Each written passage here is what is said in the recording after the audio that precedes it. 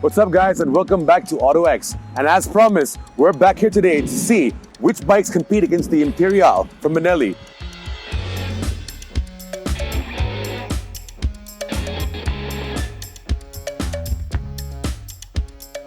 We did a great review last week and we were very impressed with this bike. We also want to see how it compares to the Jawa and of course the Royal Enfield Classic 350. We've got the bikes here today, we've ridden them for a while, and we've come up with some very good conclusions so far.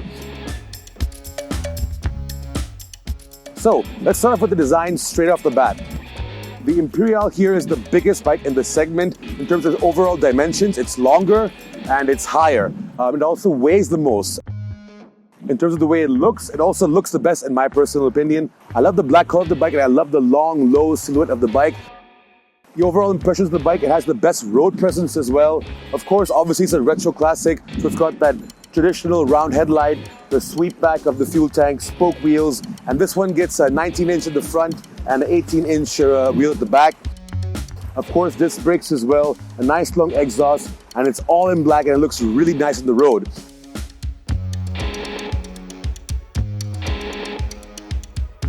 The Jawa, on the other hand, is a much smaller bike. It's the smallest bike in the segment according to all the dimensions that it has.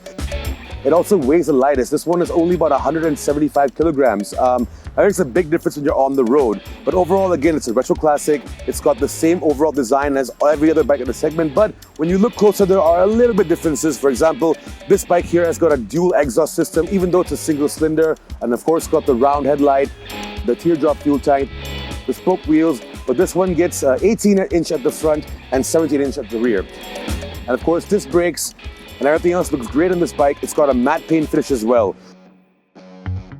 But overall, it all depends on what your personal liking is. I personally like the Benelli Imperiale because it just looks a lot more like a proper classic motorcycle. The Jawa and the Enfield, they do look more like modern classics, whereas this stays true to its original design.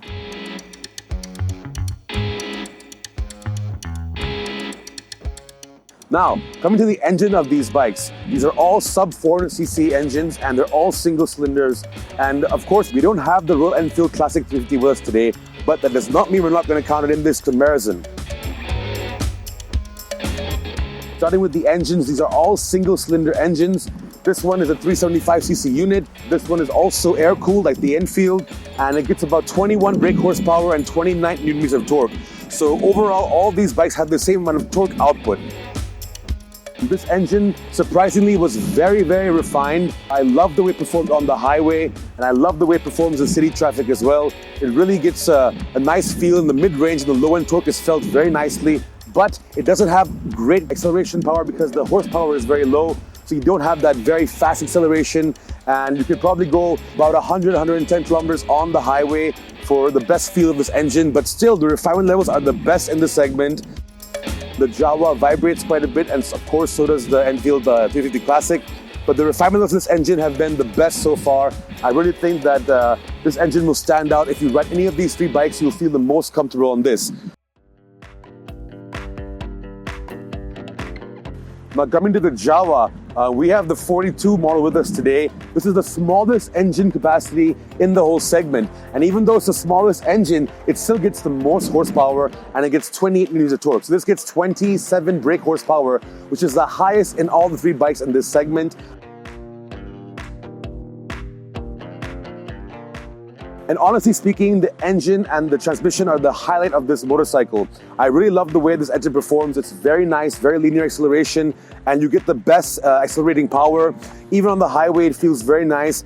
But however, it's not the most refined as well. Like I said, the Imperiale is really, really well refined. This one, you do feel vibrations on the handlebars and the foot pegs once you cross 100 kilometers per hour.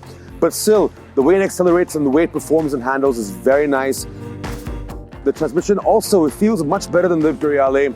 It slots into gear much nicer, and the ratios also seem to be better matched for the engine. Now, coming to the overall riding quality of these motorcycles, the RD Classic 350 has been a phenomenal bike, but it's a very, very old bike that's been around for a very long time.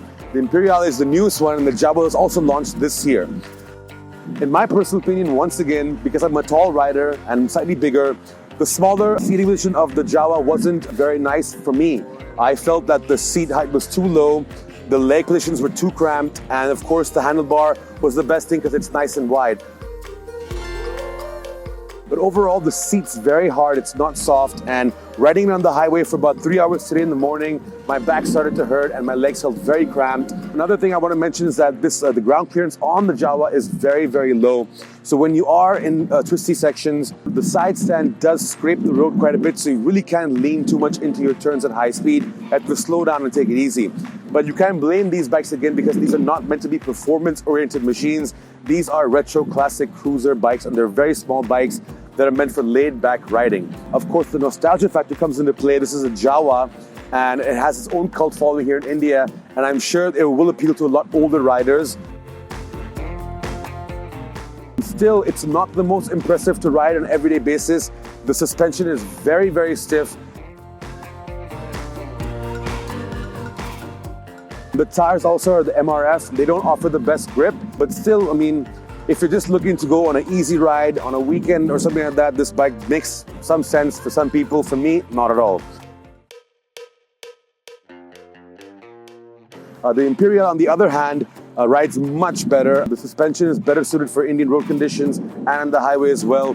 The seat is much more comfortable, and I just love the way the bike rides and feels. The handlebars are a little narrow, but you still have a much better riding posture, so there's more space for your legs and your back feels better. But overall, as a performer, this bike felt much better than the Jawa, and that's again because it's a much more relaxed riding position, and of course, the engine feels a lot less stressed when you're pushing it. It's got a much higher ground clearance, and you can lean into turns a lot better.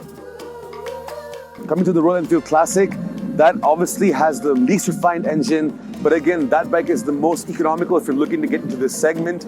It's the best-selling bike also in the segment because it's been around for the longest time, and Royal Enfield has the advantage that they've got a much larger production capacity and they can price the bike much cheaper. So I believe rupees 1.57 lakh is what the Royal Enfield Classic 350 is priced at. The Imperiale here is a little bit more expensive at 1.69 lakh ex-showroom.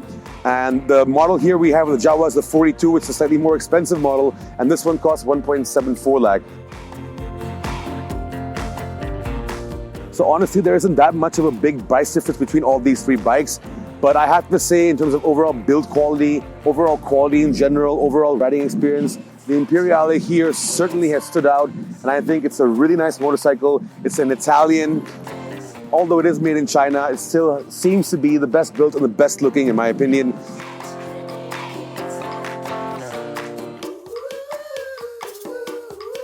So let's talk about ownership as well of these bikes. Royal Enfield obviously has the best dealer network and service setup for everybody. And I know it's very cheap to maintain Royal Enfield, even though they might have problems. The Jawa, on the other hand, just launched. They did have some problems with the delivery to the customers. And I still think they do have some more problems with that. And I don't think they've been resolved yet. So you might want to look into that before you decide to buy a Jawa. Benelli has had a very tough time in India over the last couple of years. But now under their new ownership, and they've come in very nice and strong. They are very aggressive right now. They are expanding their dealer network really well. So you can be rest assured that if you do buy a Benelli motorcycle, that you'll be well taken care of because they are going to be launching a lot more dealer networks and service centers across the country. So yeah, if you don't want to take my word for it, you can always go and test ride each one of these bikes yourself. But as for me, the winner of this segment is undoubtedly the Benelli Imperiale 400.